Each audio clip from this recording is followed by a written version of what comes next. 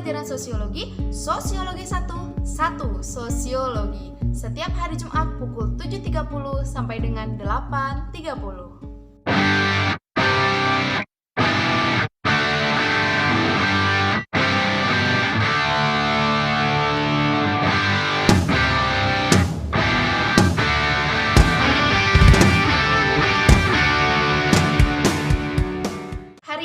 Akan belajar mengenai perubahan sosial.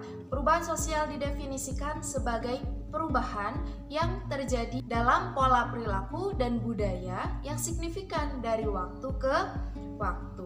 Perubahan bisa dikatakan sebagai perubahan sosial apabila perubahan tersebut mempengaruhi kehidupan manusia secara luas. Terus kenapa sih kok kita perlu gitu ya belajar mengenai perubahan sosial? Karena ternyata selalu terjadi di dalam kehidupan kita. Perubahan bisa dikatakan memberikan pengaruh baik atau memberikan pengaruh positif apabila sikap manusianya itu berani, percaya diri, dan yang terakhir adalah mampu memfilter hal-hal negatif. Sedangkan ketika masyarakat itu minder, terus masyarakat itu takut terhadap perubahan, otomatis hal-hal yang akan masuk ke dalam kehidupannya itu akan cenderung mundur gitu, jadi dianggap perubahan itu sebagai ancaman.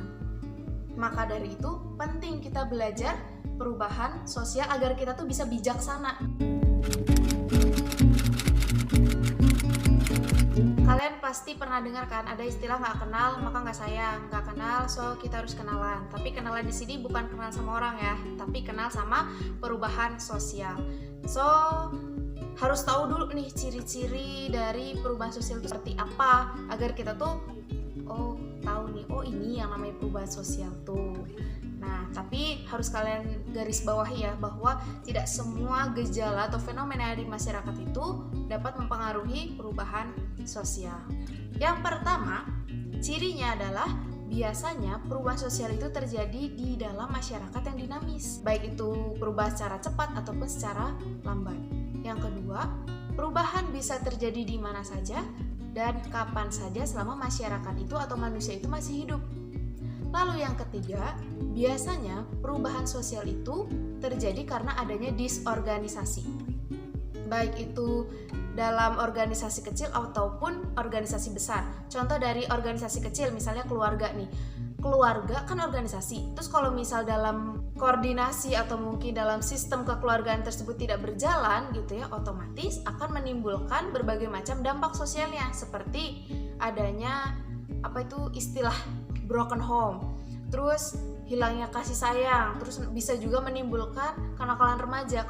Kenapa menimbulkan kenakalan remaja? Karena ya tadi nggak dapet kasih sayang dari orang tua, terus nggak nyaman di kehidupannya, akhirnya cari perhatian di luar.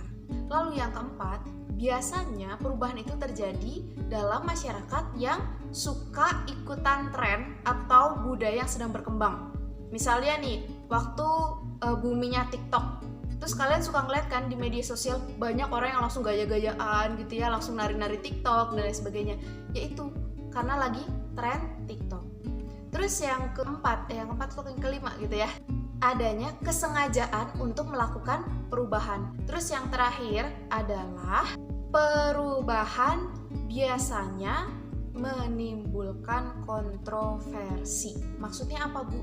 Jadi ada yang mendukung, ada yang tidak mendukung. Ada yang merespon secara positif, ada yang merespon secara negatif. Ada juga yang masyarakat yang welcome, ini perubahan gitu. Tapi ada juga yang menutup rapat-rapat adanya perubahan karena menganggap perubahan itu bisa mengancam eksistensi dirinya atau mungkin kestabilan kehidupan dia sehari-hari. Itu ciri-ciri dari perubahan sosial. Next, kita lanjut ke pembahasan faktor penyebab terjadinya perubahan sosial. Di sini Ibu bagi menjadi dua, yaitu faktor internal dan faktor eksternal. Faktor internal dari dalam, faktor eksternal dari luar. Kalau yang dari dalam atau internal itu apa aja? Ada 3. 1, karena adanya konflik dan pemberontakan. Jadi misalnya nih, suatu negara ada wilayah-wilayah tertentu yang cenderung tidak puas oleh pelayanan-pelayanan yang diberikan pemerintah, akhirnya memutuskan untuk memisahkan diri nih dari negara tersebut. Itu akan mengakibatkan perubahan sosial. Terus yang kedua adalah jumlah penduduk.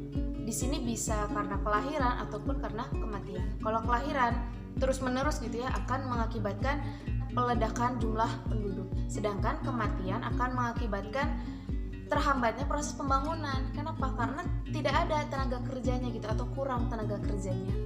Sedangkan yang ketiga adalah adanya penemuan baru. Misalnya nih, semakin canggihnya teknologi ternyata juga berpengaruh dalam kehidupan manusia. Yang dulu cuman pakai telepon cenit-nit, telepon cenit-nit yang cuman bisa buat SMS atau telepon aja. Ternyata dengan adanya penemuan baru terus semakin berkembang gitu ya, mempermudah kehidupan manusia.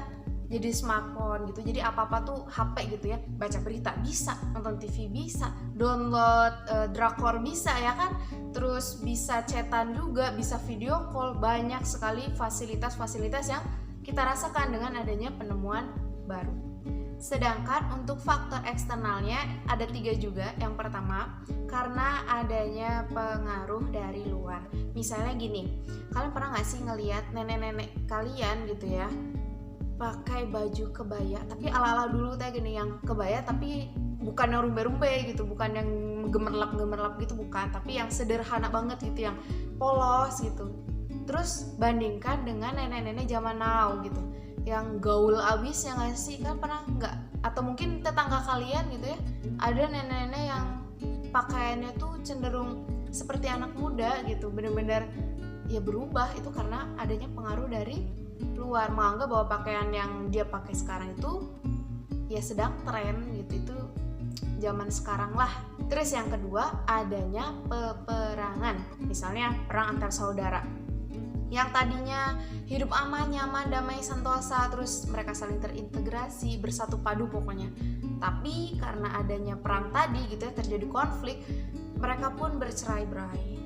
Nah, otomatis sistem dalam kelompok sosial tersebut gitu ya, atau dalam suku tersebut akan berubah, kemana-mana jadi nggak tenang, jadi was-was. Terus kayak misal sederhananya gitu ya, yang biasanya suka gotong royong kalau misal ada masalah, sekarang otomatis harus dikerjakan secara sendiri-sendiri, ada batasan tertentu gitu. Sedangkan yang terakhir adalah karena lingkungan fisik. Lingkungan fisik ini berarti perubahan itu terjadi bukan sebab dari manusianya, tapi karena lingkungannya. Misal karena banjir atau karena gempa bumi, pokoknya bencana alam aja. Kok bisa sih Bu bencana alam berpengaruh dalam perubahan sosial? Misalnya gini, masyarakat yang hidup di daerah pegunungan atau mungkin di daerah gunung gitu ya, kan tanahnya subur, otomatis mata pencahariannya itu rata-rata sebagai petani gitu, mereka berkebun atau pokoknya bercocok tanam lah. Nah, karena sering terjadi gempa bumi, terus ditakutkan nanti ada gunung meletus dan sebagainya, akhirnya mereka pun melakukan mobilitas sosial atau berpindah tempat ke daerah yang lebih aman. Dan ternyata gitu ya, yang lebih aman tuh di wilayah pantai misalnya, nah otomatis mata pencaharian mereka pasti akan berubah dong, nggak mungkin lagi bercocok tanam, tapi berubah menjadi nelayan. Oke teman-teman, itu tadi pembahasan mengenai definisi, ciri, dan faktor penyebab terjadinya perubahan sosial. So, selanjutnya Ibu minta coba kalian cari nih, kira-kira faktor pendorong dan penghambat terjadi perubahan sosial itu apa aja sih? Silahkan kalian kerjakan di Google Classroom atau Google Form yang sudah Ibu sediakan. Oke, minggu depan kita akan membahas materi mengenai teori perubahan sosial. Jadi silahkan ya kalian kalau misal mau baca-baca dulu gitu. Jadi biar pas Ibu jelasin kalian sudah mengerti nih, oh teorinya tuh ini dan lain sebagainya. Gitu ya. Kalau gitu Ibu cukupkan. Wabillahi taufiq wal hidayah. Wassalamualaikum warahmatullahi wabarakatuh. Sosiologi 1 sosiologi. Dadah.